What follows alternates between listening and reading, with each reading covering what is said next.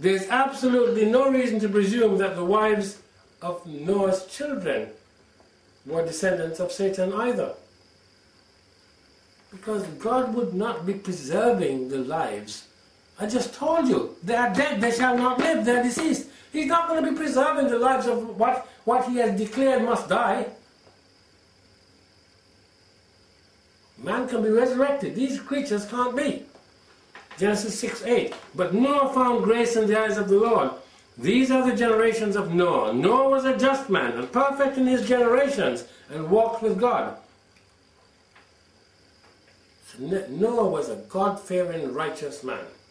Abel had no children. But we are told about Cain's children.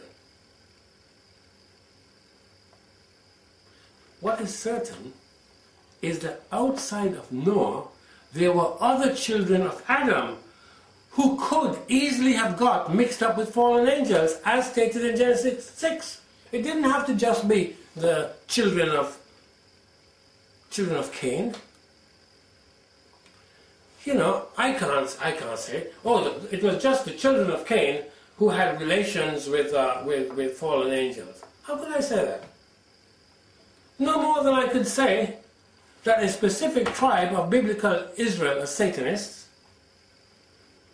Worship of Satan is not limited to any race, any sex, any tribe, or any color.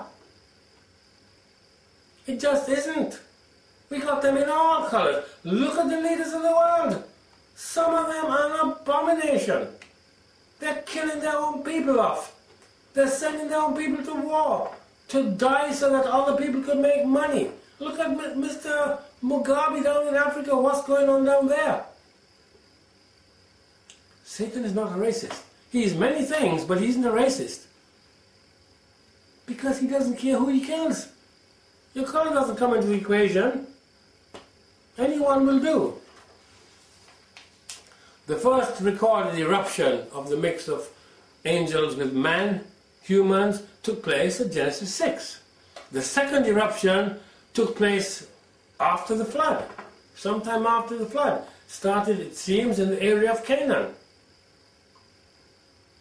But there it had to be going on for a long time, because the land was overrun with half-breeds. And that's what most people don't understand. That's where the people calling themselves Israel mislead people. They're saying, we have been given the land of Israel, we can kill everybody here, it's given to us by God. And they just kill and plunder everything and take whatever they want. You know, the land of Canaan was full of idolatry, violence, and wickedness. And that is why the Israelites were told to destroy every living thing. It's because they were half-breeds. They have many, many names. But that's another subject. We've got the documents and videos about it. These people were into idolatry, worshipping Satan, having sex with fallen angels, and practicing genetic engineering and all this stuff. So it is totally a wrong philosophy to say that Palestinians have to be killed so that the Jews could take over Palestine. I've got a document, why the Canaanites had to be destroyed. It explains it in there. Go on the website and find it. It doesn't matter what the Torah teacher says. The Israelites, the true Israelites, will be put back into the nation called Israel down in the Middle East when Christ returns and not before. They can censor this, they can do what they like. They can even eliminate me. It won't change that.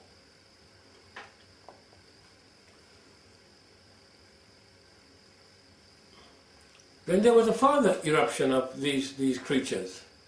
Because Israel were rebellious, like we are today. They didn't destroy everybody as they had been told to do. So some of them managed to survive, and by the time Christ came on the scene, he was confronted by some of these half-breeds and some of the offspring of fallen angels and humans. Because Satan had to have his best for Christ. So he was confronted by both. Christ wasn't just somebody walking around in a set of sandals saying, be healed, and you say something, he said, some little quote here, some little quote there. No, it was war. Just like it's war today. You might deny it, but it's war.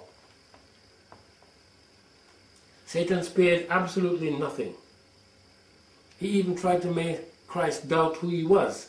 He tried to set himself up as God and have Christ worship him. It is not very different to the temptation of Eve. So there's 3 eruptions of these fallen angels, human beings. And there's a 4th and final eruption. And you know when it is? It's now. How do I know it's now? Because Matthew 24:37 says, "But as the days of Noah were, so shall also the coming of the Son of Man be. For as in the days that were before the flood, they were eating and drinking, marrying and giving in marriage, until the day that Noah entered into the ark." Matthew 24:39, "And knew not until the flood came and took them all away. So shall also the coming of the Son of Man be." So it is a biblical fact that we are going to see the Nephilim again. In mass. They're about now, but I think some of them are under wraps at the moment. But they're going to be here. Most might not be giant in physical size, but they will have an ability which is far beyond what is normal. We are certainly seeing beings who look somewhat like normal human beings right now, but their depravity and total wickedness and utter disregard for human life certainly qualify them as Satan's servants. And they come in all colors, sizes, and sexes. You know, the whole UFO movement and things of this nature are to deceive us into believing they are good beings from outer space who want to come and help us. The only good being in outer space is the eternal God and his angels.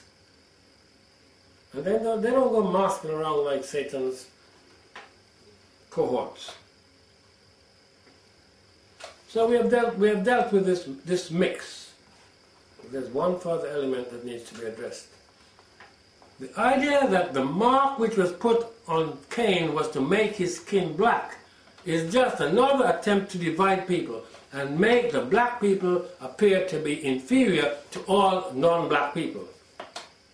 The Bible is quite happy to speak about the color of skin, trust me.